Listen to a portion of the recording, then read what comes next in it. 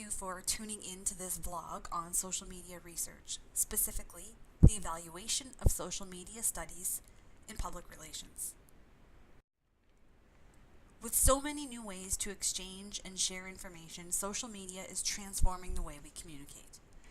According to Defence Research and Development Canada, 1 in 5 internet users use Twitter, the 5th highest usage worldwide. 71% use YouTube, and 19 million are on Facebook.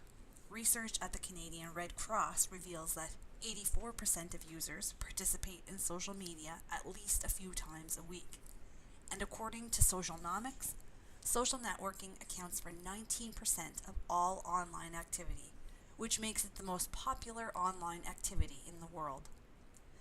The growth of mobile devices is undeniable and is only further driving demand for on-the-go connectivity and activity.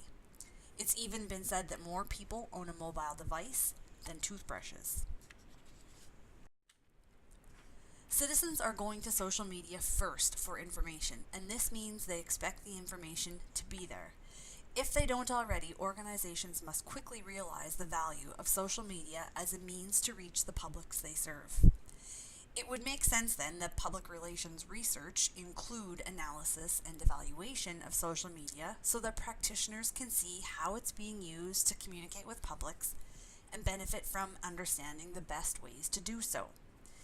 When it comes to developing specific campaigns or messaging, social media can also provide researchers valuable insight into conversations, attitudes, opinions, and behaviors that practitioners can then use to tailor the products they develop. Given the current dominance that social media has on communications, I was actually surprised to discover a somewhat limited amount of studies exploring its use, especially in terms of current and timely information. A large number of what's out there seems to date back to when social media use was first emerging in popularity. That said, I am presenting you 3 articles this week that I think provide a good perspective on how the evaluation of social media can be a valuable research tool for public relations. First, let's look at a study on how the American Red Cross uses social media to build relationships. The Red Cross was chosen for this study, considered as a leader in the nonprofit sector for using social media to connect with its publics. Research was based on a literature review of nonprofits, social media, and relationship building, and explored how the Red Cross uses social media to create outcomes that they can use to measure successful relationships, and how these relationships are unique because they are built through social media. Researchers interviewed 40 employees of the Red Cross, recruited by email from different sized chapters in both rural and urban areas across the country, as well as in national headquarters. All of them worked in roles delivering or managing social media communications. Interviews were conducted over the phone, then transcribed and coded for emerging themes and categories. From there, the data was further coded to fit into these categories and pinpoint the data that explained the concepts first identified in the literature review. Data was collected until reaching a point of saturation. Results were grouped into 3 main areas based on the research questions: using social media to build relationships, and the barriers and opportunities to doing so. Key findings of this study include open two-way dialogue, vital relationships for media relations, younger audiences, and community outreach, resources both in terms of time and staff, and opportunities to use social media to reach many other external areas. Researchers argue a clear strategic value, and I quote, "By having a two-way dialogue through social media, the American Red Cross reports providing faster service for the community, generating more media coverage, and receiving positive and negative feedback from stakeholders to improve the organization." Researchers in this study propose the findings present public relations practices that other nonprofit organizations can model. They openly admit its limitations. It's organization specific, but it can be used as a prime example and model of successful social media use. Additionally, the results cannot be generalized from such a small sample size, as is the case with the majority of qualitative research. But it could lead to the development of, for example, a survey to further test the similarity of results from a larger sample of other organizations. This was a key takeaway for me. I kept wondering how useful the results can be when they're so specific to one organization, and also that they're based on information directly from the employees within that organization. So I wondered what kind of bias is present, not having interviewed anyone else outside the organization to determine the impact of its social media use and confirm that it's actually working in the ways that the employees say it does.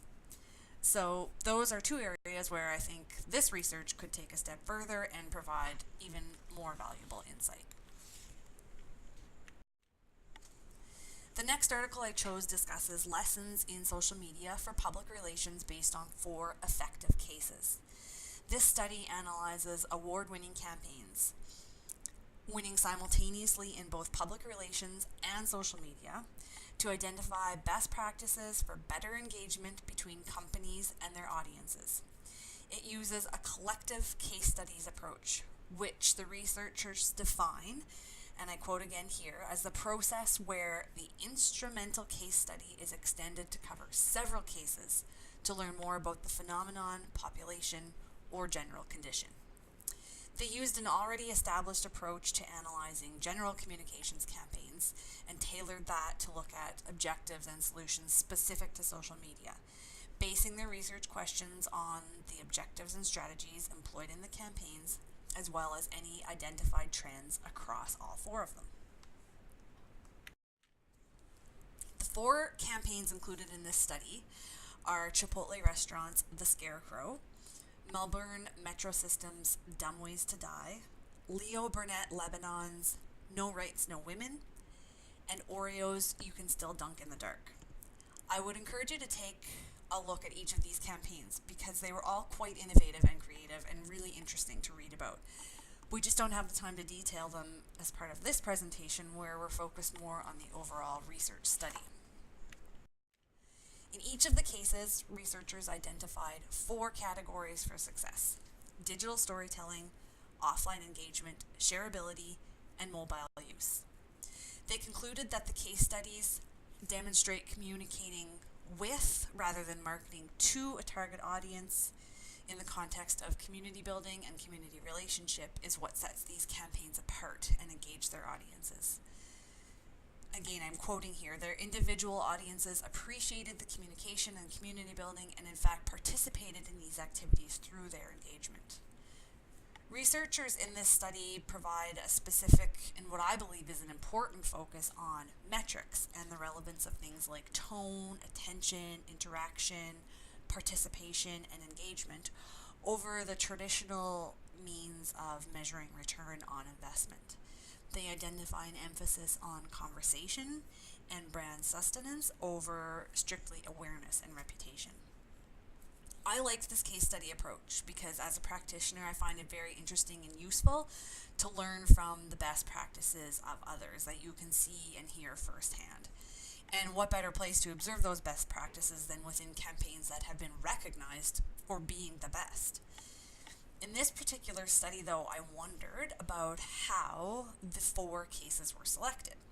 The authors mentioned the categories of being award winners in both public relations and social media campaigns, but from there they didn't really explain how they chose those 4. And so I wondered, is there any bias present based on those selections and how they were selected?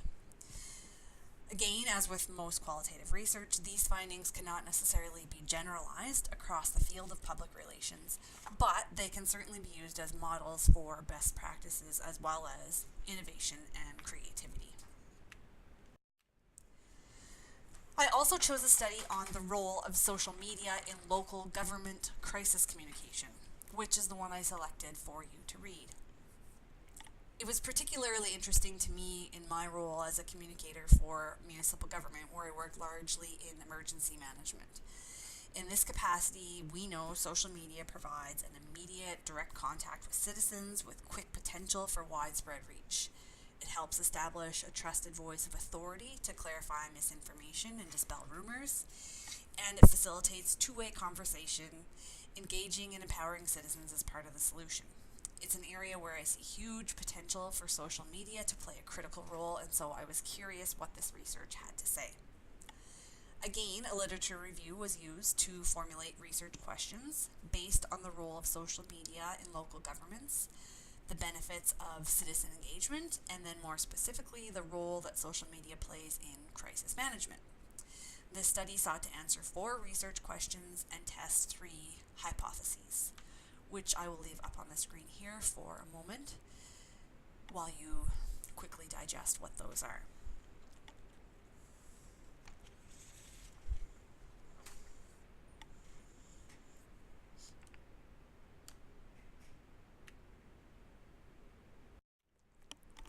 A private survey firm that specializes in local government and public policy research administered a national survey to its database of local government officials who handle communication functions.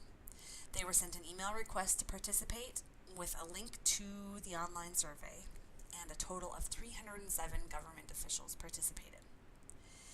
Survey measures to answer research questions and test hypotheses included yes-no questions, check all that apply questions, scale measurement questions, as well as demographic categories for population sizes and categorization activities for different types of crises.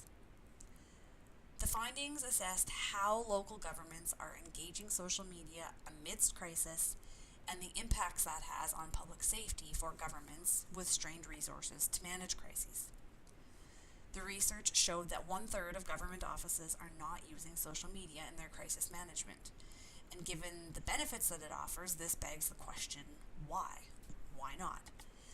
So the research further answers this question through the moderators of use like community size and crisis type, confirming the initial hypotheses that the extent of social media use is dependent on these variables. Because this study used a survey, researchers were able to further analyze and evaluate the data by applying different equations and filters to determine whether the extent of social media use and the number of social media tools engaged in the process affected the impact that government had on managing the crisis. Here, both the extent of social media use and the number of tools used were positively related to the extent of the impact, indicating strong evidence that strategic use of social media will yield positive impact on the impression people have of how they manage the situation, and also that crises can be better contained and managed with strategic social media use, emphasizing quality over quantity.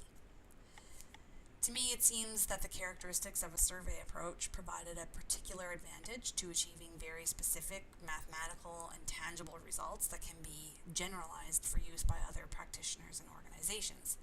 It's that kind of confidence and trust that comes from quantitative data.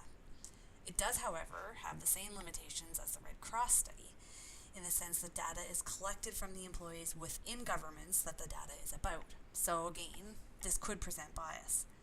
I think it would be important to also study audience perception of how governments use social media, as well as how the audiences actually engage with and use the information they receive through social media. In my opinion, this would give a more complete picture on what works, what doesn't, and why.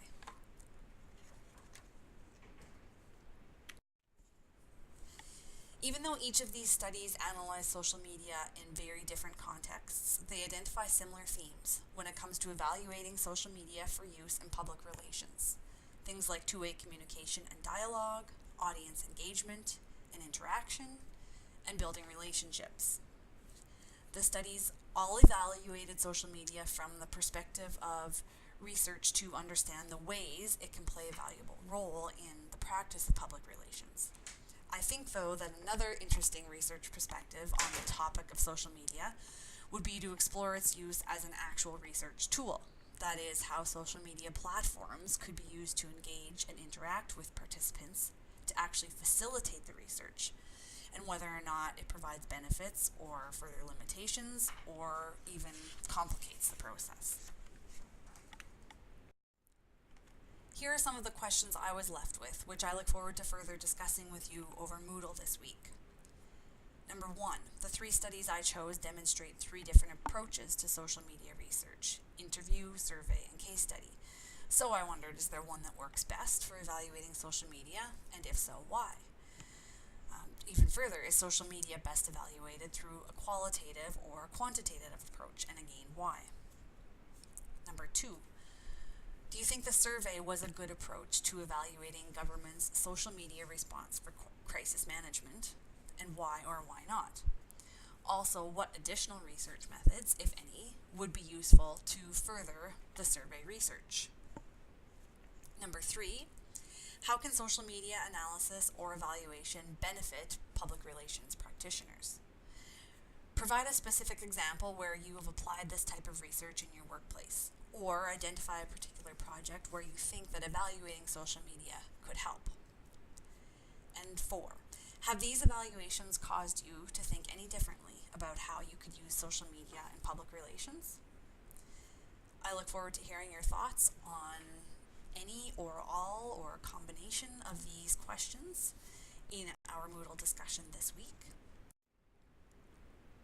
And I will leave you with a final slide showing the articles that I referenced as part of this vlog. Thank you.